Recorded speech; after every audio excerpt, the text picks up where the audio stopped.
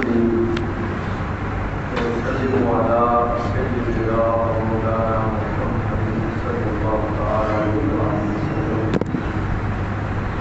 رسول النبي الكريم الحنين المقيم الكريم الرؤوف الرحيم.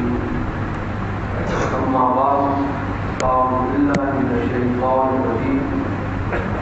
بسم الله الرحمن الرحيم.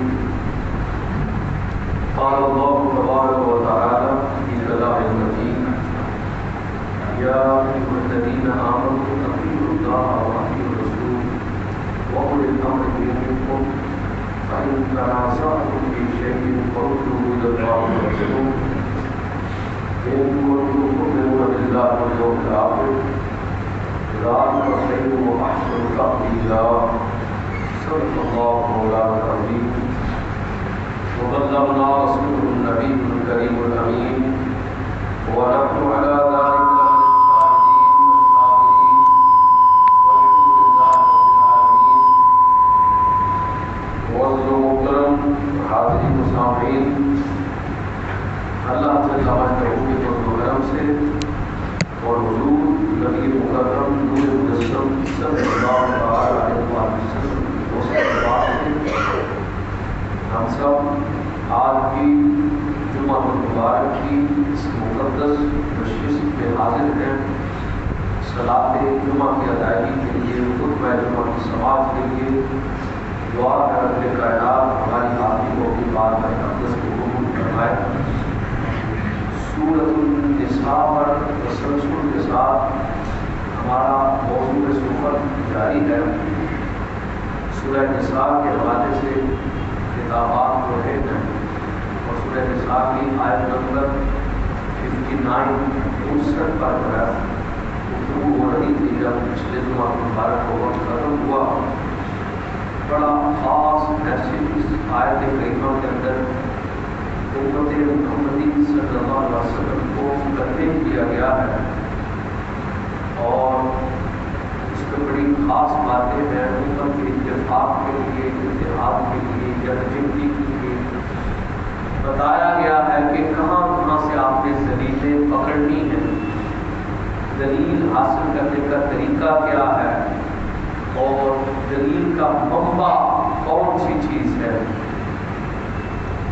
جیسا کہ میں نے آخری الفاظ پچھلے مبارک کو بتائے تھے کہ سب سے پہلے قرآن مجید سے دلیل لیتے ہیں، اس کے بعد رسول اکرم صلی اللہ علیہ وسلم کی سنت مبارکہ ان کی حدیث سے دلیل لیتے ہیں اور اس کے بعد پھر امت کا اجماعی نقطۂ نظر کیا ہے جس کو اجتماعی بھی کہتے ہیں اس کو دیکھتے ہیں اور اس کے بعد آخر میں دیکھتے ہیں کہ اگر قیاس کرنا پڑے کسی مسئلے پر ظاہری طور پر رہنمائی نہ ملے تو پھر اس مسئلے کو اللہ اس کے رسول کی طرف لوٹا دیتے ہیں، اس کو سامنے رکھ کر پھر کسی چیز پر قیاس کر دیا جاتا ہے. یہ چار چیزیں ہیں دلیل اخذ کرنے کی: قرآن، حدیث، اجماع اور قیاس. ان کو ماخذ کہتے ہیں، شریعت کا ماخذ جہاں سے دلیلیں پکڑی جاتی ہیں. اس کے علاوہ اور کوئی جو ہے وہ دلیل اخذ کرنے کا طریقہ نہیں ہوتا. اس میں نقلی علوم بھی آ جاتے ہیں اور عقلی علوم بھی آ جاتے ہیں. نقلی علوم سے مراد 2 نمبر علوم نہیں ہوتے. نقلی علوم سے مراد وہ علم ہوتے ہیں جو منتقل ہوتے ہوئے ہم تک پہنچے، منتقل ہوتے ہوئے ہم تک پہنچے، ان کو نقلی علوم کہتے ہیں. اور عقلی علوم سے مراد یہ ہے کہ جو آپ کی عقل نے تحقیق کی، ریسرچ کی، ان کو عقلی علوم کہا جاتا ہے. اللہ اس کے رسول صلی اللہ علیہ وسلم کی کتاب کی بات جو اس آیت کریمہ میں کی گئی یہ مستقل اطاعت ہے، پرماننٹ اطاعت ہے. اور اولی الامر سے مراد میں جب بتایا تھا علماء ہیں، حکام ہیں، ان کی اطاعت بالتبع ہے. بالتبع سے مراد کیا ہے کہ اگر صاحبان اولی الامر، علماء، اولیاء، حکام اگر وہ اللہ اور اس کے رسول کی اطاعت کریں گے تو ہم بھی ان کی اطاعت کریں گے. اگر وہ اللہ اور اس کے رسول صلی اللہ علیہ وسلم کی اطاعت سے منحرف ہو جائیں گے تو ہم بھی ان کی اطاعت نہیں کریں گے. تو جن چیزوں میں وہ اطاعت کرتے ہیں ان چیزوں پر ہم سب پر لازم ہے کہ ان کی اطاعت کی جائے، اور جن چیزوں میں وہ اطاعت نہیں کرتے ان پر ہم سب پر لازم ہے کہ ان کی اطاعت نہ کی جائے، بلکہ اللہ اس کے رسول صلی اللہ علیہ وسلم کی اطاعت کی جائے۔ یہ بات جو ہے سیدنا ابوبکر صدیق رضی اللہ تعالیٰ نے جب اپنا اقتدار یا خلافت کا منصب سنبھالا تو اس وقت آپ نے ایک خطبہ ڈلیور کیا لوگوں کے ساتھ، اور آپ نے فرمایا جب تک میں اللہ اس کے رسول کی اطاعت کرتا ہوں میری بات مانتے رہو، اور اگر میں اللہ اس کے رسول کی اطاعت نہ کروں تو مجھے سیدھا یہ سیدنا صدیق اکبر رضی اللہ تعالیٰ عنہ۔ اب سیدنا ابوبکر صدیق کس قدر اللہ اس کے رسول کی اطاعت میں فنا تھے یہ آپ احادیث اور ان کی سیرت طیبہ کا مطالعہ کریں آپ کو اندازہ ہوگا کہ سیدنا صدیق اکبر رضی اللہ عنہ ایسے تو صدیق نہیں بنے، ایسے تو خلیفۃ الرسول صلی اللہ علیہ وسلم نہیں بنے۔ باقی جتنے بھی بعد میں آئے ہیں خلفائے راشدین ان کو کیا کہتے ہیں امیر المؤمنین، لیکن سیدنا صدیق اکبر رضی اللہ عنہ کو کہتے ہیں خلیفۃ الرسول، خلیفۃ الرسول یعنی رسول پاک صلی اللہ علیہ وسلم کے فوراً بعد جو سب سے پہلی ہستی جس نے امت کے اندر خلافت کو سنبھالا وہ افضل البشر بعد الانبیاء سیدنا صدیق اکبر رضی اللہ عنہ کی ذات اقدس۔ اسی حوالے سے ایک حدیث پاک بھی ہے کہ آپ کا امیر اگر آپ کو غلط بات ہے، جن لوگوں کو آپ نے آگے لگایا اگر آپ کو غلط بات کہے تو ان کی آپ بات کو نہ مانیں، ان کی بات کو تسلیم نہ کریں۔ امام مسلم بن حجاج قشیری روایت کرتے ہیں حضرت علی کرم اللہ وجہہ بیان کرتے ہیں کہ رسول اللہ صلی اللہ علیہ وسلم نے ایک لشکر بھیجا اور ان پر ایک شخص کو امیر بنا، اس نے آگ جلائی اور لشکر سے کہا اس میں داخل ہو جاؤ۔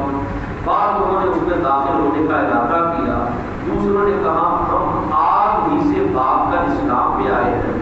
رسول اللہ صلی اللہ علیہ وسلم اس بات کا ذکر کیا گیا تو جن لوگوں نے آگ میں داخل ہونے کا ارادہ کیا تھا آپ اسلام نے ان سے فرمایا اگر تم آگ میں داخل ہو جاتے تو قیامت تک اس آگ میں ہی رہتے، اور دوسروں کی آگ اسلام نے تعریف کی جنہوں نے اپنی عقل کو استعمال کیا، اور فرمایا اللہ کی نافرمانی کے کاموں میں کسی کی اطاعت نہیں ہے، اطاعت صرف نیکی کے کاموں میں کی جائے، اطاعت صرف نیکی کے کام کو ایسے ہی کوئی کہہ دے باتوں کو دن جھوٹے قسم کے جعلی قسم کے پیر تو ایوی کار عورتوں کو کہتے ہیں ماشاء اللہ بڑا آج کل جہالت ہے تو لوگ اندھے وار اس کو پنجابی میں اندھے وار اور جو آخیا کرے بھی کرتے تو آخیا دے بھی کرتے تو اپنا گھر بات سب کچھ تباہ کرتے۔ اللہ پاک نے عقل عطا کرنا، عقل کو استعمال کرنا چاہیے۔ اللہ جس جو بھی جب دیکھو کہ یہ اللہ اس کے رسول سے ہٹ کے یہ بندہ بات کر رہا ہے تو اس بندے کی پیروی نہ کرو، یہ تم پر کوئی گناہ نہیں ہوتا، پاک پیر کا مکھا لال کر کے بہاؤ میں جو کر دیا گا پسند ہو جاؤ گے، سارا کار ختم ہو جائے گا، ساری باتوں بڑے کم کر دیے بڑا ہو جائے گا، اسے کہو تم جہنم میں جا، تو کچھ بھی نہیں کر سکتا کیونکہ تم جو کام بھی کہہ رہا ہے وہ اللہ اس کے رسول کی حکم کی خلاف ورزی کرتا ہے، اور اگر کوئی اللہ کے اور اس کے رسول صلی اللہ علیہ وسلم کی حکم کے مطابق بات کرے تو آپ کی ذمہ داری ہے بدرجہ اولاد اس کی اطاعت، بدرجہ اولاد اس کی اطاعت۔ یہ خلاصہ ان ساری باتوں کا میں آپ کو بتاتا ہوں بڑی عجیب سی کر میں یہ بات بتائی کہ ایک صاحب سے کوئی ایسے جھوٹا شخص کا جھوٹا بھی بنا ہوا تو کسی جگہ پر چلا گیا، یہ عجیب سی بات ہے، وہ کہتا ہے اس نے کہا جی وہ جناب نماز کو نہیں پڑھتے تھے سب نماز کو نہیں پڑھتے، وہ کہتا ساڑھی دل کی نماز کا نہیں پتا میں آپ کے سامنے نہیں پڑھتا میں اللہ کے گھر میں جا کے پڑھتا، ایسی عجیب سی بات اس نے کر دی۔ تو کوئی عقل والا گاؤں والوں کو چکر گیا انہوں نے کہا یہ پیر تھوڑے لائے نے نمازاں پڑھ رہے نہیں تو وہ کہتے ہیں ہم تو اللہ کے گھر جا کے میں نماز پڑھتا، انہوں نے کہا کوئی وہ سب فراڈ ہوتا ہے اسے اب تم نے کھانا نہیں دینا، اسے کہنا کہ اللہ کے گھر کے سامنے ہوٹل ہے تو وہاں نماز پڑھنے جاتے ہو تو سامنے سے کھانا بھی کھا لیا، سامنے سے پھر باہر نکل کے اتوں ہی روٹی شوٹی کھا لو، تو پھر وہ جو بندہ تھا اس کو ایک دن بھی وہاں نہیں ٹھہرا وہ آ گیا فرار ہو۔ مقصد یہ ہے کہ فراڈیے لوگوں کو لوگ جو ہے اس کو انہوں نے شریعت کا حلیہ بگاڑنے کی کوشش کرتے ہیں. اللہ پاک نے ہمیں شعور دیا ہے، عقل دی ہے، اس کے مطابق ہمیں کام کرنا چاہیے. قرآن مجید اور احادیث صحیحہ اقوال صحابہ پر مقدم بڑا اہم چیپٹر یہ میں آپ بیان کر رہا ہوں، بڑی توجہ سے آپ نے سنی ہے، بڑی توجہ سے. وہ یہ ہے کہ اس آیت میں یہ فرمایا کہ اگر کسی چیز میں تمہارا اختلاف ہو جائے تو اسے اللہ اس کے رسول صلی اللہ علیہ وسلم کی طرف لوٹا دو. اس آیت میں یہ بات واضح کر دی گئی ہے کہ اللہ اس کے رسول کے ارشادات باقی تمام لوگوں پر مقدم ہیں. مثلا آپ کو مثال دے رہا ہوں ہسٹری سے. صحابہ کا بھی بعض لوگوں سے بعض چیزوں میں اختلاف ہوتا ہے. صحابہ جن کو جو پڑھتے ہیں وہ پتہ ہے صحابہ کرام کا بھی بعض چیزوں میں اختلاف ہوا.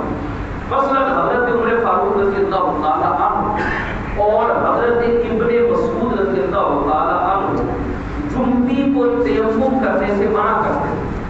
یہ حضرت عمر فاروق کسی شان اور سیدنا ابن مسعود ان کو ترجمان قرآن بھی کرتے ہیں. وہ کیا فرماتے تھے کہ جو حالت جنابت پہ وہ تیمم نہ کریں. لیکن باقی تمام صحابہ اس پر اتفاق کرتے ہیں کہ جب قرآن میں تیمم کا حکم آ گیا ہے تو پھر ہم قول فاروق اعظم کو دیکھیں، قول ابن مسعود رضی اللہ عنہ کو دیکھیں، یا حکم خدا کو دیکھیں، حکم مصطفیٰ کو صلی اللہ علیہ وسلم. لیکن چونکہ رسول اللہ صلی اللہ علیہ وسلم نے جنبی کے لیے تیمم کو مشروع کیا، مشروع کا مطلب ہے شرعی حکم دیا، اس لیے جمہور صحابہ، فقہاء، تابعین اور مجتہدین اسلام نے حضرت عمر فاروق اور حضرت ابن مسعود کی جلالت شان کے باوجود ان کے قول کو قبول نہیں کیا اور رسول اللہ صلی اللہ علیہ وآلہ وسلم کی صحیح حدیث کو مقدم رکھا.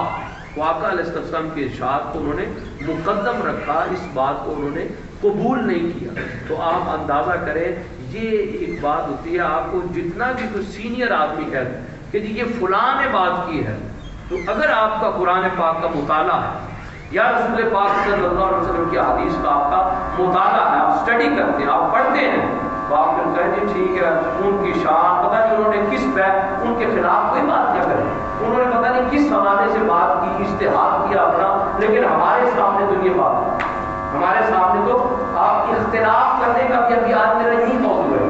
آپ کو بتا رہا ہوں ہمارا ماحول بڑی تیزی سے ہمارے معاشرے میں خراب ہو رہا ہے، ہمارا ماحول فرقہ واریت بڑی تیزی سے پھیل رہی ہے. ہمیں ایک دوسرے کو برداشت کرنا ہوگا، ورنہ اے مسلمانوں تمہاری داستان تک نہ ہوگی. داستانوں کوئی بھی نہیں بچے گا، کوئی بھی نہیں بچے گا اگر تم نے ایک دوسرے کو برداشت نہ کیا.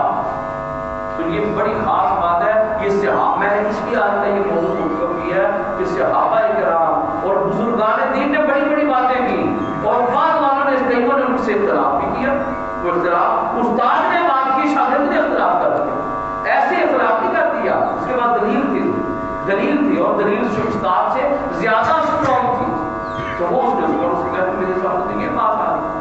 تو اس پر جو ہے وہ اختلاف کا حق نہیں ہے، تو استاد نے پھر اختلاف کا حق دیا. اس طرح سوسائٹیاں، معاشرے آگے بڑھتے ہیں، سروائیو کرتے ہیں، ورنہ تو کولیپس ہو جاتا ہے، سارا سسٹم کولیپس ہو جاتا ہے. اس کی ایک اور مثال کی آپ سنیں، مثالیں سنتے ہیں ذرا دیجیے. حضرت ابن عباس رضی اللہ تعالیٰ عنہ بیان کرتے ہیں کہ جب حضرت عمر فاروق رضی اللہ تعالیٰ عنہ پر حملہ کیا گیا، ایک بندہ تھا جس نے سیدنا عمر فاروق رضی اللہ تعالیٰ عنہ پر اٹیک کیا، زخمی خنجر سے آپ کو زخمی کر دیا. تو حضرت سہیل رضی اللہ عنہ روتے ہوئے آئے اور کہنے لگے ہائے میرے بھائی، ہائے میرے بھائی، ہائے میرے صاحب. سیدنا فاروق اعظم زخمی تھے. حضرت عمر فاروق رضی اللہ عنہ اے سہیل تم مجھ پر رو رہے ہو، حالانکہ رسول اللہ صلی اللہ علیہ وسلم نے فرمایا ہے کہ میت کے گھر والوں کے رونے سے میت کو عذاب ہوتا. یہ بات کس نے فرمائی؟ سیدنا عمر فاروق رضی اللہ عنہ. کس کو فرمائی؟ حضرت سہیب رضی اللہ تعالیٰ عنہ. جب یہی بات وہ جو طرف بات ہے اور سے حضرت عائشہ صدیقہ رضی اللہ عنہ کے سامنے حضرت عمر رضی اللہ عنہ کا یہ قول بیان کیا گیا تو حضرت عائشہ رضی اللہ تعالیٰ عنہ نے فرمایا اللہ تعالیٰ عمر فاروق رضی اللہ عنہ رحم فرمائے. خدا کی قسم رسول اللہ صلی اللہ علیہ وسلم نے یہ نہیں فرمایا کہ گھر والوں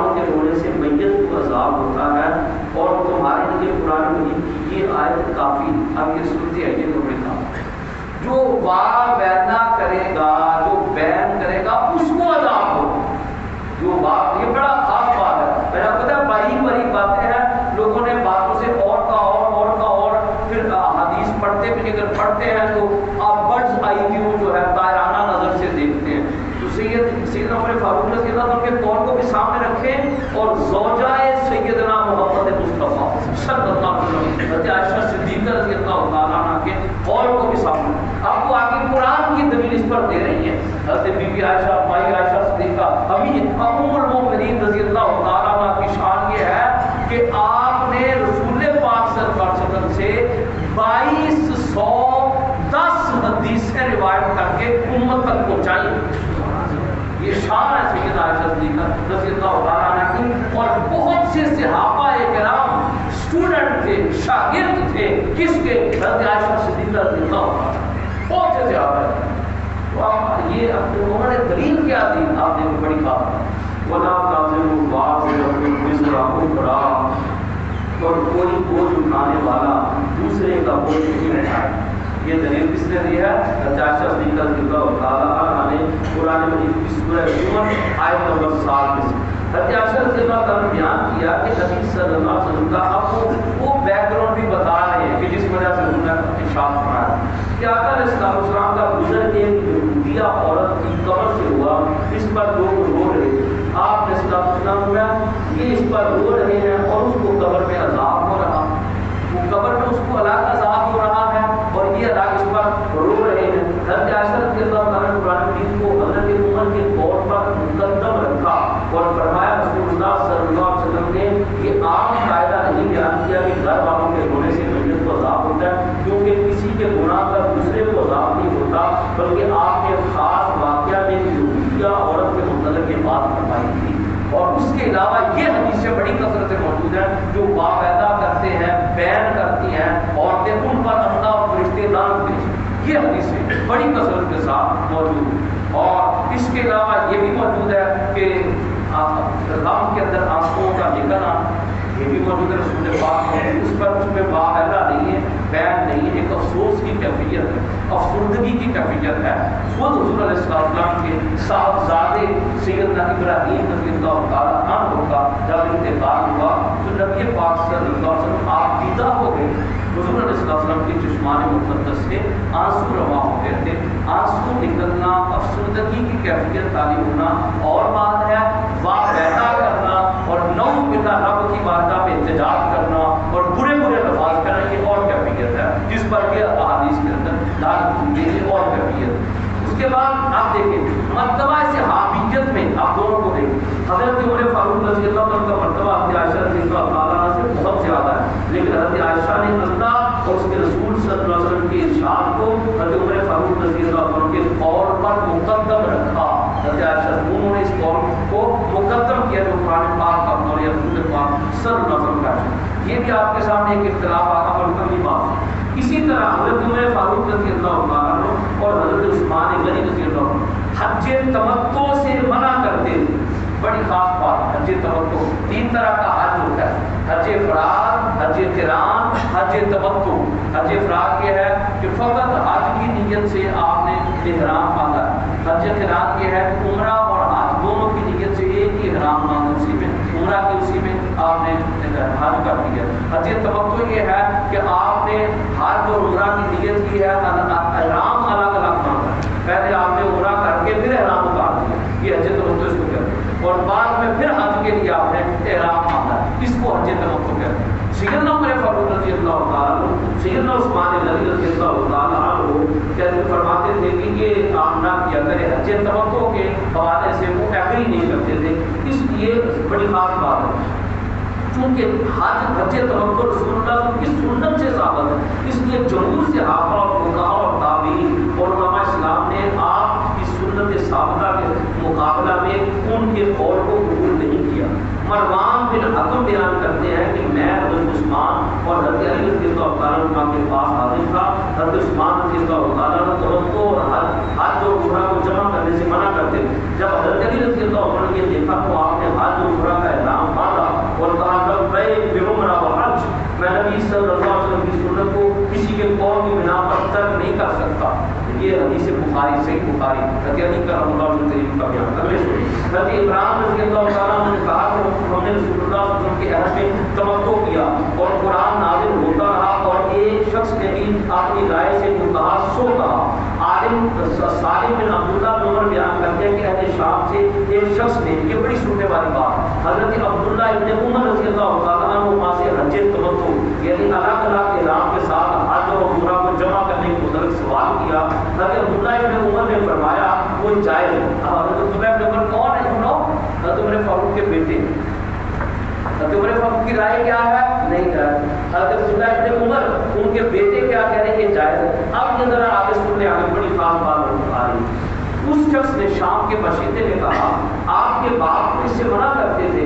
اللہ سبحان اللہ, اس کو کہتے ہیں علم اور تحقیق اور رائے کی گفتگو. حضرت عبداللہ ابن عمر نے فرمایا یہ بتاؤ کہ میرے باپ حج تمتع سے منع کرتے ہو اور رسول اللہ صلی اللہ علیہ وسلم نے حج تمتع کیا ہو تو میرے باپ کے حکم پر عمل کیا جائے گا یا رسول اللہ صلی اللہ علیہ وسلم کے حکم پر عمل کیا جائے گا؟ یہ ہے تحقیق کرنے کا طریقہ, پڑھنے کا, علم کا. کیونکہ ہم ایک مولوی کی گال سنتے رہے کہ پھر وقت پہ آئے گا ساڑھے مولوی نے جا گیا وہ اللہ کے بندوں گہرائی میں جاؤ, ڈیپتھ میں جا کر شریعت کا مطالعہ پارا پڑھی تو وقت میں پڑھی بعض لوگوں کا عادی ہو جاتا ہے. اور وہ لوگ ہیں معاشرے کے اندر فرقہ واریت پھیلا, فرقہ واریت جو کیا کہتے ہیں نااہل لوگوں کے جو ہے ہاتھوں میں یہ جبہ اور دستار اور ممبر آتی ہے. یہ ان کو نااہل لوگ میں اس پر فائل ہو گئے, بہت سے نااہل لوگ اور بہت سے نااہل ان کے پھر سپورٹر بن جاتے ہیں, ان کی فیور میں بن جاتے ہیں. اس شخص نے کہا بلکہ رسول اللہ صلی اللہ علیہ وسلم کے حکم پر عمل کیا جائے گا. حضرت عبداللہ نے فرمایا بے شک رسول اللہ صلی اللہ علیہ وسلم نے حج تمتع کیا ہے. یہ سنن ترمذی کی حدیث. ان احادیث سے یہ معلوم ہوا سنتے ہیں کہ اکابر یعنی بڑی ہستیاں, اکابر کا کوئی قول اگر قرآن مجید اور حدیث صحیح کے خلاف ہو تو اصحاب کو چھوٹے ہوں. اصحاب کے لیے یہ جائز ہے کہ اس قول سے اختلاف کر لیں اور اللہ اس کے رسول کے مقابلہ میں ان کے قول کو قبول نہ کرے اور اس میں ان کی کوئی بے ادبی اور گستاخی نہیں ہوگی بلکہ اللہ اس کے رسول صلی اللہ علیہ وسلم کی بڑائی کا اظہار ہے. اور سورہ نساء کی اس آیت کریمہ پر عمل ہوگا. پھر اگر کسی چیز میں تمہارا اختلاف ہو جائے تو اسے اللہ اور اس کے رسول صلی اللہ علیہ وسلم کی طرف لوٹا دیا کرو. اسے اللہ اس کے رسول صلی اللہ علیہ وسلم فَإِنْ فی شَيْءٍ فَرُدُّوهُ إِلَى اللَّهِ وَالرَّسُولِ, اگر تنازع ہو جائے تو اللہ اس کے رسول صلی اللہ علیہ وسلم, اس میں کوئی بے ادبی نہیں ہوتی بھائی. تو دیکھا کہ وہ قرآن کیا کہتا ہے, حدیث مصطفیٰ صلی اللہ علیہ وسلم کیا کہتا ہے. اس کے بعد آگے ہم دیکھیں ائمہ اور اب یہی چیز آگے بڑھتی آئی, یہی چیز آگے چلتی آئی, امت کے اندر نیچے بھی ہوا. یہ میں نے صحابہ کرام کا آپ کو بتایا, ائمہ اور فقہاء کے اقوال پر احادیث کو مقدم رکھنا ان کی بے ادبی نہیں. اسی طرح اگر ائمہ مجتہدین میں سے کسی کا قول حدیث سے صحیح کے خلاف ہو تو حدیث سے صحیح پر عمل کیا جائے گا اور اس میں کسی امام کی بے ادبی نہیں بلکہ اس آیت پر عمل ہوگا جو بیان کی. اب ایک امام ہے بڑی عظیم ہستی, بہت عظیم ہستی, ان کا ایک قول ہے آپ کو بتا رہا ہوں وہ کیا کہ عید الفطر کے بعد, اب قول سے سنیے گا بڑی خاص بات, عید الفطر کے بعد شوال کے 6 روزے رکھنے کو انہوں نے مطلقاً مکروہ قرار دیا, خواہ متصل روزے رکھے جائیں یا منفصل, تاکہ فرض پر زیادتی کے ساتھ تشبیہ نہ ہو. یہ ان کا ایک موقف. لیکن حدیث صحیح میں اس کی فضیلت اور استحباب موجود ہے. حضرت ابو ایوب انصاری رضی اللہ عنہ بیان کرتے ہیں. کون حضرت ابو ایوب انصاری؟ جن کے گھر کے آگے رسول پاک کی اونٹنی ٹھہری تھی, رسول پاک صلی اللہ علیہ وسلم کی اونٹنی آ کر ٹھہرے. وہ کیا بیان کرتے ہیں کہ رسول پاک صلی اللہ علیہ وسلم نے فرمایا جس شخص نے رمضان مبارک کے روزے رکھے اور پھر اس کے بعد شوال کے 6 روزے رکھے تو یہ ہمیشہ روزے رکھنے کی مثل ہے, ہمیشہ روزے رکھنے کی طرح اس کو ثواب ہوگا. جب یہ حدیث آ گئی سامنے, اب یہ حدیث آگے صحیح مسلم کی حدیث ہے 1164 اس حدیث کا نمبر. جب یہ حدیث پاک سامنے آ گئی, اب اس پر کوئی امام بہت سینئر ہے, کوئی امام ان کا قول آ جائے, آپ حدیث کو دیکھیں گے یا امام کے قول کو دیکھیں, اس کو دیکھیں گے؟ حدیث کو دیکھیں گے۔ اللہ آپ کا بھلا کرے۔ میں یہ چاہ رہا ہوں آپ کے ذہنوں میں یہ بات انکرکیٹ کر دی جائے، آپ یہ بات کو سمجھیں۔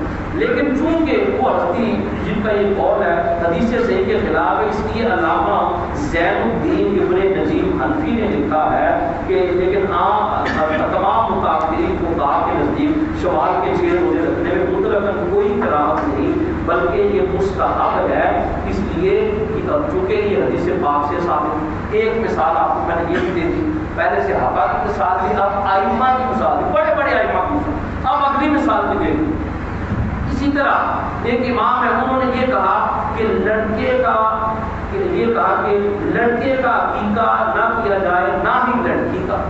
یہ عقیقے کی بات پر ایک امام ہے بس آپ کو، اور تمام فقہاء باقی جو تھے وہ انہوں نے بھی اس مسلک کے فقہاء جو تھے انہوں نے بھی عقیقے کو مکروہ یا مباح لکھا۔ لیکن چونکہ بکثرت احادیث سے عقیقہ کا سنت ہونا ثابت ہے، اس لیے اعلیٰ حضرت امام محمد رضا خان قاضی بریلوی رحمۃ اللہ علیہ نے لکھا ہے کہ عقیقہ رسول پاک صلی اللہ علیہ وسلم کی سنت مبارکہ، حضور علیہ السلام کی سنت مبارکہ ہے۔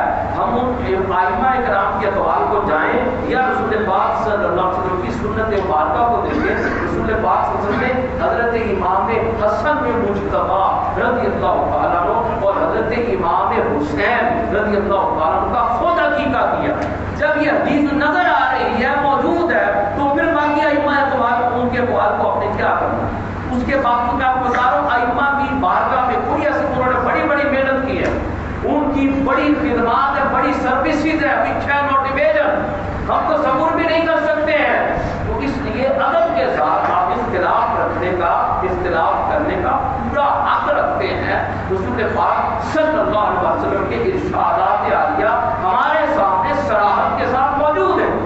اس کے بعد آگے دیکھیں، اسی طرح اب ریسنٹلی کچھ عرصہ پہلے ایک امام ہے، بہت زیادہ دیر نہیں ہوئی، کچھ عرصہ پہلے کے ایک امام ہے، انہوں نے لکھا کہ یہ بھی آپ دیکھیں، ان سے میں آپ کی لیٹسٹ دور میں آ رہا ہوں، یہ آپ کے سامنے فرقہ واریت کی باتیں ہو رہی ہیں، تو اختلاف کرنے کا کچھ بھی حرج نہیں ہے، لیکن لڑو مرو نہیں، اختلاف کرو بھائی۔ اگر تمہارے پاس کوئی دلائل موجود ہے تو اختلاف یہ ایسا بھی ہے، آپ فرمایا اختلاف امتی رحمت، اختلاف میری امت کے لیے رحمت ہے، یہ بھی حدیث پاک موجود ہے۔ اس لیے آپس میں لڑائی، ڈسپیوٹ، گریبان پکڑنا ہے، گروپنگ کر دینا، لمپنگ کرنا، یہ چیز موجود نہیں ہے، یہ چیز اس کی اجازت نہیں ہے۔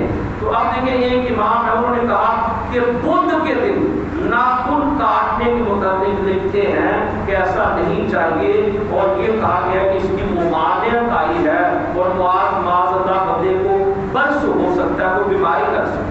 اب اس کے بارے میں اس کا جواب صدر الشریعہ مولانا امجد علی قادری لکھتے ہیں کہ ایک حدیث میں جو ہفتے کے دن ناخن کشوائے اس سے بیماری نکل جائے گی اور شفا داخل ہوگی، اور جو اتوار کے دن کشوائے فاقہ نکل جائے گا اور مالدار ہو جائے گا، اور جو پیر کے دن ناخن کشوائے جنون اس کا جاتا رہے گا، پاگل نہیں ہوگا اور صحت آئے گی، اور جو منگل کے دن کشوائے مر جائے گا اور شفا آئے گی، اور جو بدھ کے دن کشوائے وسوسے ختم ہو گئے، خوف نکلے گا اور امن و شفا آئے گی۔ انہوں نے بدھ کے دن کو ان کی اس بات کا بھی رد کر دیا۔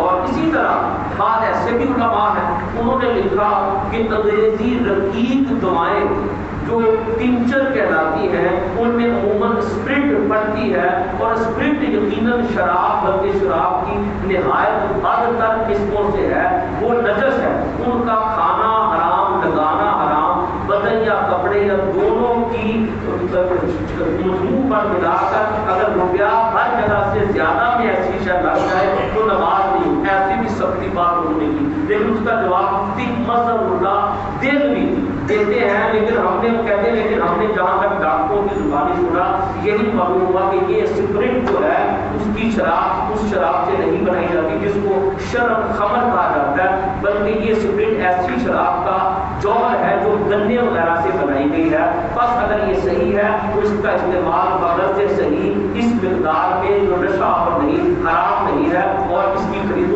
فروخت کرنا بھی جائز ہے۔ یہ بھی انہوں نے علماء کا مولانا صاحب کا رد کر دیا۔ اسی طرح بعض کئی لوگوں نے کہا کہ حضور عورتوں کو طریقہ نصارہ، یہ دیکھیں لوگوں کے ایسے بھی بات لوگوں نے جو باتیں کی ہیں، میں آپ کو بتا رہا ہوں، پھر ان کی باتوں کا رد بھی کیا گیا۔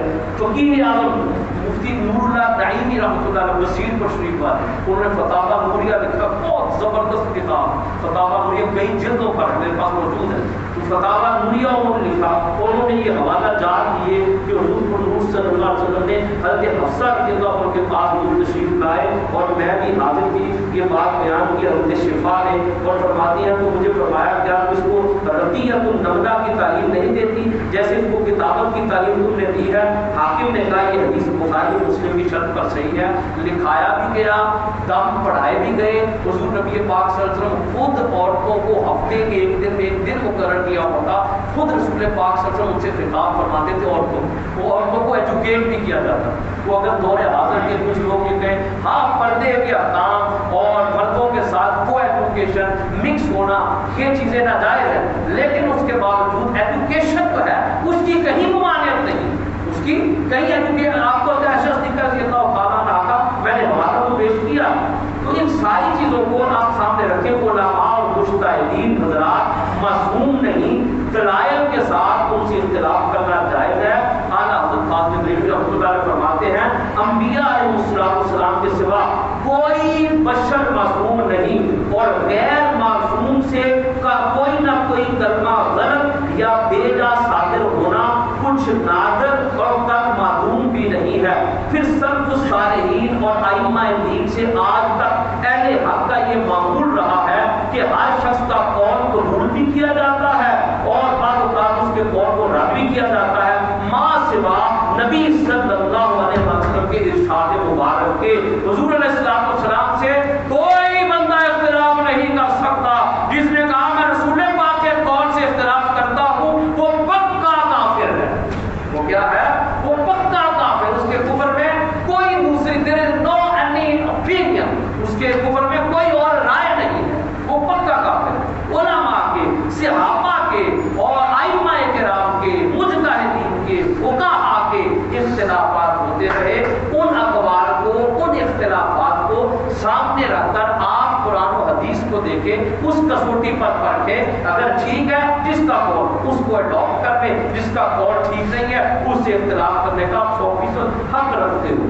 تو اسی طرح جس کی جو بات خلاف حق کو جمہور دیکھی وہ اسی پر چھوڑ دی اور اعتقاد وہی رکھا جو جماعت کا ہے، یہ بھی بات ہے۔ سواد اعظم رسول اکرم صلی اللہ تعالی علیہ وآلہ وسلم نے ارشاد فرمایا کہ میری امت کا جو سب سے بڑا گروہ ہے وہ کبھی گمراہ نہیں ہوگا، میری امت کی اکثریت کبھی گمراہی پر اکٹھی۔ یہ عقیدے کے حوالے سے، اعتقاد کے حوالے سے بات ہو رہی ہے، عقائد کے حوالے سے کبھی گمراہی پر اکٹھی نہیں ہوگی۔ اس کے بعد یہ بھی فرماتے ہیں کہ اللہ تعالیٰ اپنے کلام اور اپنے رسول صلی اللہ علیہ وسلم کے کلام کے سوا کسی کے کلام کو معصوم قرار دینے سے انکار فرماتا ہے۔ پھر ہمارے انسان سے غلطی ہوتی ہے مگر رحمت ہے اس پر جس کی خطا کسی دینی اہم امر پر زد نہ ڈالے۔ اللہ، کسی دینی اہم امر پر ایسی خطا نہ کر دے کہ عقیدے کے اندر ہی بگاڑ واقع ہو۔ یہ تو بڑے مسائل ہیں، یہ جن کی باتیں میں آپ کو بتا رہا ہوں، عقیدے کے اندر ہی بگاڑ ایسی کو بات کو نہ کر دے۔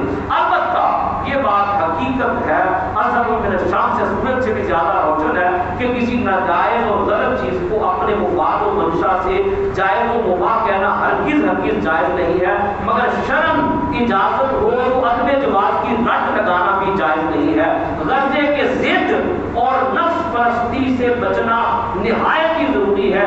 کیا ہی اچھا ہو کہ ہمارے ذمہ دار علماء کرام محض اللہ کے لیے نفسانیت سے بلند و بالا سر جوڑ کر بیٹھے اور ایسے جزئیات کے فیصلے کریں، مثلا یہ کہ وہ لباس جو کفار یا فجار کا شعار ہونے کے باعث ناجائز تھا، کیا اب بھی شعار ان کا ہے تو ناجائز ہے، یا اب شعار نہیں رہا تو جائز ہے، مگر بظاہر یہ توقع تمنا کی حدود طے کرتی نظر نہیں آتی۔ کون سی توقع کہ سارے مل جائیں؟ یہ تو خواہش تو ہے، یہ تمنا ہی رہ رہی ہے، یہ تمنا کی حدود کراس نہیں کر رہی، سارے ملنے کے لیے جدوجہد نہیں کر رہے، اور یہی انتشار آزاد خیالی کا باعث بن رہا ہے۔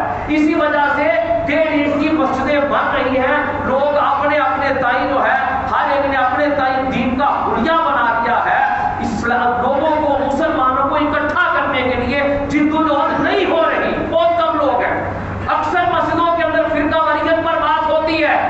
بہت کم مسجدیں ہیں جن کے اندر لوگوں کو کھل کر بات بتائی جاتی ہے اور آپس میں توڑنے کی بجائے، تقسیم کرنے کی بجائے آپس میں جوڑنے کی کوشش کی جاتی ہے.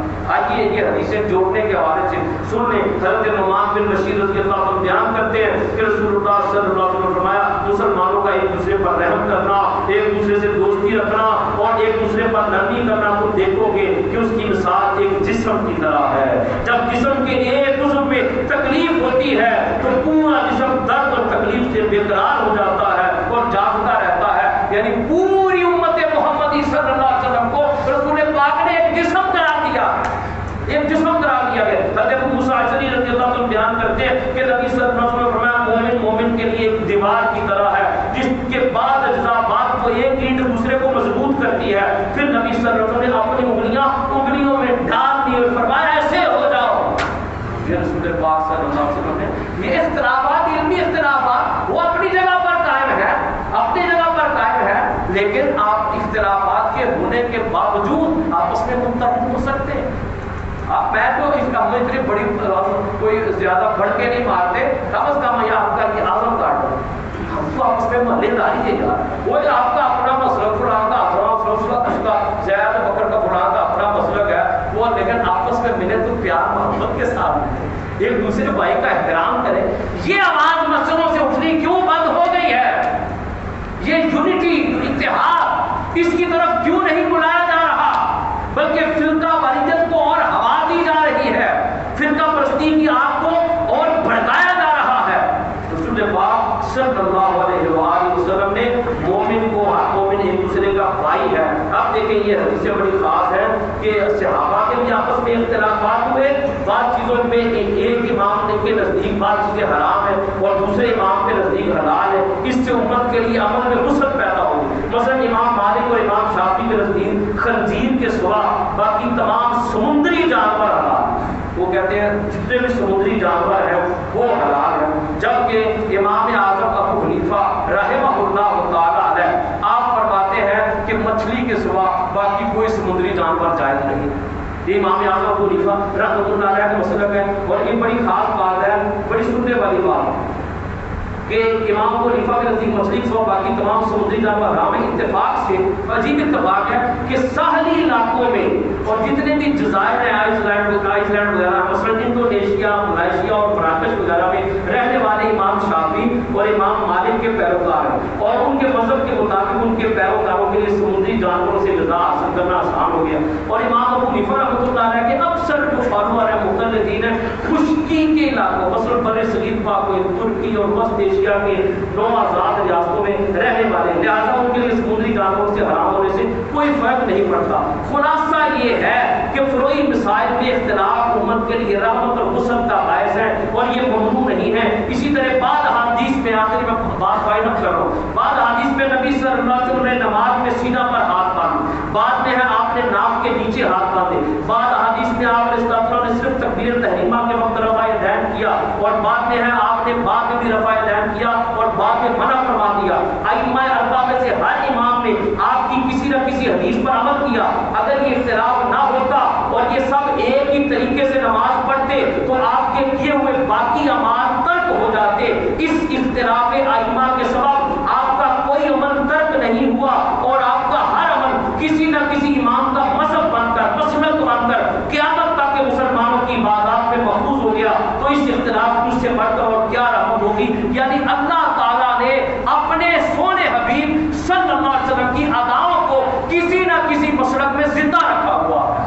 یہ ادائیں ہیں سونے آقا صلی اللہ علیہ وسلم کی. اس پازیٹیو سینس سے اگر آپ دیکھو تو آپس میں ہم پھر یکجہتی کی طرف آ سکتے ہیں. اللہ پاک ملت اسلامیہ کو وحدت عطا فرمائے، یکجہتی عطا فرمائے، فرقہ واریت سے محفوظ فرمائے.